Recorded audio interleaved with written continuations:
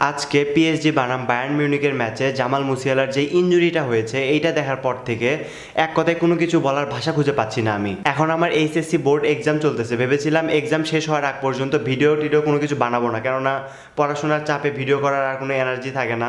So আজকের এই জিনিসটা দেখার পর থেকে মানে খেলাও আমি ঠিকভাবে দেখি না, শুধু হাইলাইটস দেখি আর স্কোর দেখি। আজকের এই খেলাটা যেহেতু সন্ধ্যা রাতে ছিল তো ভাবলাম কিছুক্ষণ একটু খেলাটা দেখি।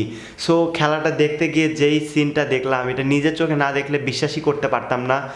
পা পুরোটা একদম বেঁকে গেছে জামাল মুসিয়ালার। এই ধরনের ইনজুরি ভাই ক্যারিয়ার এন্ডিং ইনজুরি। আপনার বেশি দূর যেতে হবে না, বার্সেলোনায় আনসু ফাতিকে মেসির যোগ্য উত্তরসূরি ধরা হতো, সে এখন মোনাকোতে ট্রান্সফার হয়ে গেছে। আপনি নেইমারকে দেখুন, একের পর এক ইনজুরিতে পড়ছে, আবার ফিরে আসার জন্য স্ট্রাগল করছে, এখনও সে স্ট্রাগল করছে।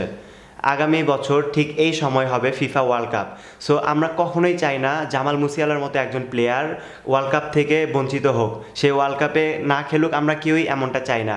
জামাল মুসিয়ালা কতটা ইম্পর্টেন্ট বায়ার্ন মিউনিখের জন্য, জার্মান টিমের জন্য, এটা বলার মতো কোনো ভাষা নেই আমার। সো যাই বা হোক, জামাল মুসিয়ালার এই ইনজুরি থেকে ফিরে আসতে 9 থেকে 11 মাস সময় লাগবে কমপক্ষে। আমাদের এখন অপেক্ষা করা ছাড়া কিছুই নেই, শুধু একটি প্রার্থনা, জামাল মুসিয়ালার মতো একজন প্লেয়ারকে আমরা ওয়ার্ল্ড কাপে মিস করতে চাই না। সো আশা করি ভালো থাকবেন, সুস্থ থাকবেন, আল্লাহ হাফেজ।